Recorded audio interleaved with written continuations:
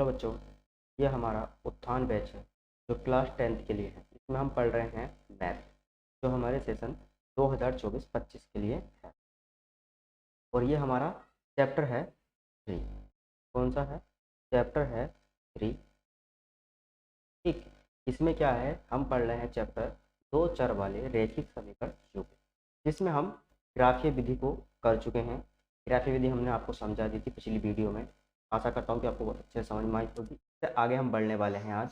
इससे आगे क्या है, आज जो हमारा टॉपिक है कि हम कैसे पता करेंगे कि जो हमें समीकरण दी हुई हैं उनके जो हल हैं केवल एक हल होगा या एक से ज़्यादा हल होंगे, यानी कि अनेक हल होंगे या कोई हल नहीं होगा।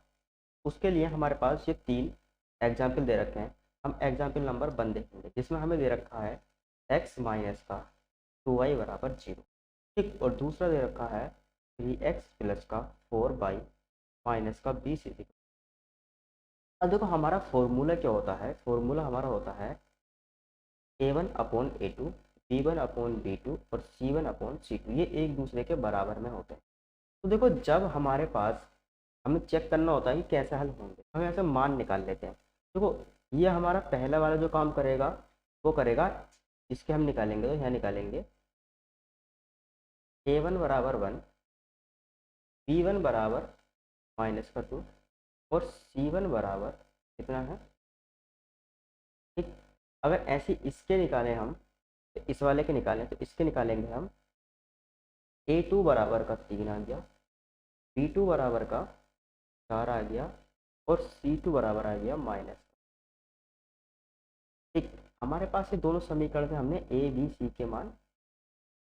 ठीक, अब जैसे हम ए बी सी के मान रखेंगे तो हमारा पहला वाला जो है उसमें क्या दे रखा है, जब हमारा केवल एक हल हो, क्या हो, केवल एक हल हो, तो हम फॉर्मूला लगाते हैं a1 upon a2 not equal. ये होता है नॉट इक्वल, यानी बराबर नहीं है इसके b1 अपॉन b2 के। अगर ऐसी कंडीशन आती है पहला वाला ही एक दूसरे के बराबर नहीं होती, तो हमारे क्या होता है, केवल एक हल होगा। तो मान रख के देख लेते हैं, a1 की जगह रखो 1 और a2 की जगह रखो 3।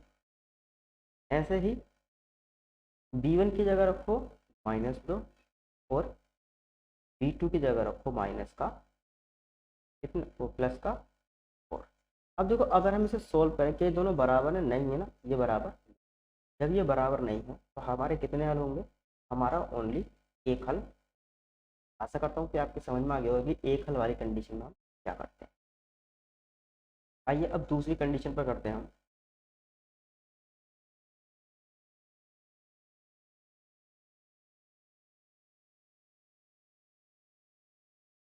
देखो दूसरी कंडीशन में क्या है, दूसरी कंडीशन में हमें दे रखा है कि 2x प्लस का 3y माइनस का 9 इक्वल टू 0। एक पहली समीकरण दे रखी है और दूसरी समीकरण दे रखी है 4x प्लस का 6y माइनस 12।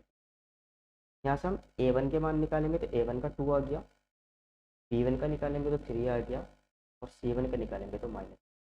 ऐसे यहाँ निकालेंगे, a1 का निकाला तो हमारे पास 4 आ गया, b1 का वो a2 का निकाला 4 आ गया, b2 का निकाला तो 6 आ गया और c2 का निकाला तो माइनस के 8। यहाँ से हमारे पास ए और बी के तीनों के मान आ गए। अब हम देखते हैं कि अगर हमें देखना है क्या, अब सबसे पहले हम देखेंगे अगर ये तीनों बराबर होते तो हमारे पास क्या आंसर आएगा। देखो पहली कंडीशन में हम रखते हैं ए वन का मान अपॉन ए2 का मान बराबर बी1 का मान और बी2 का मान बराबर बी1।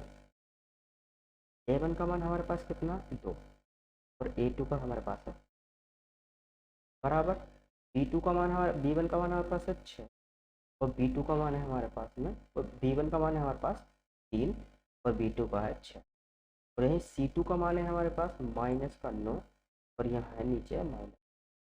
अब देखो यहाँ से अगर मैं देखूँ 2 एकम 2, 2 नीचे आते हैं 1/2, 3 एकम 3, 3 नीचे 1/2, 9 एकम 9, 9 दूनी 18, 1/2। यानी कि तीनों क्या आ गए, बराबर आ गए। क्या आ गए, बराबर। जब बराबर आते हैं तो हमारे तीनों अगर बराबर रहते हैं तो हमारे क्या होते हैं, हल जो है वो एक से ज़्यादा, यानी कि अनेक हल है। ठीक, आशा करता हूँ कि ये भी आपके समझ में आ गया होगा।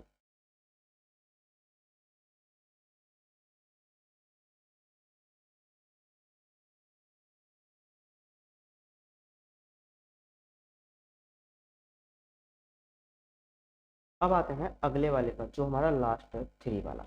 इसमें हमें दे रखा है x प्लस का 2y माइनस का 4 इज इक्वल टू 0, पहली गई। दूसरी दे रखी है 2x प्लस का 4y माइनस का 12 इज इक्वल। यहाँ से हम a1 और b1 और c1 के मान निकालेंगे।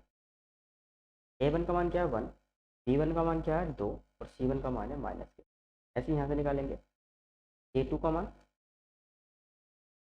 b2 का मान, और यहाँ से a2 का मान क्या है 2 और b2 का मान है 4 और c2 का मान है -5।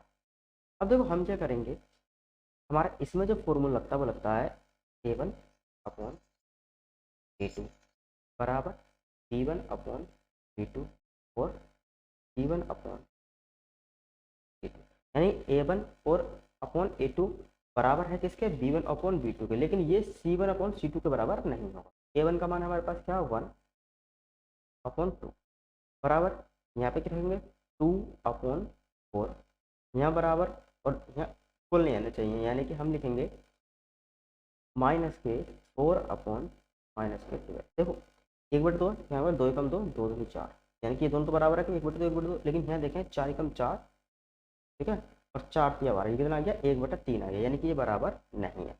जब ये बराबर नहीं है तो कैसा होगा, हल कैसे होंगे, कोई हल नहीं। और देखो इसमें अब क्या होता है, जब एक हल आता है, क्या होता है, जब एक हल आता है तो रेखाएं कैसी होती हैं, प्रतिच्छेदित करती हैं। कैसी करती हैं, प्रतिच्छेदित, यानी कि मैं आपको समझाता हूँ कैसे।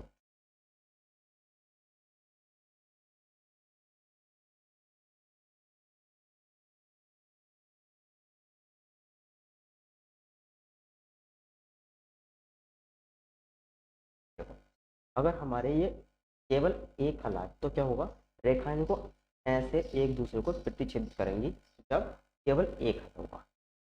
दूसरा है अगर कैसे हो, अनेक हल, कैसे हो, अनेक हल हो, या फिर सबसे पहले छोड़ो, अगर कोई हल ना, अगर कोई हल नहीं हुआ तो रेखाएं बिल्कुल सीधी जा रही हो, ठीक।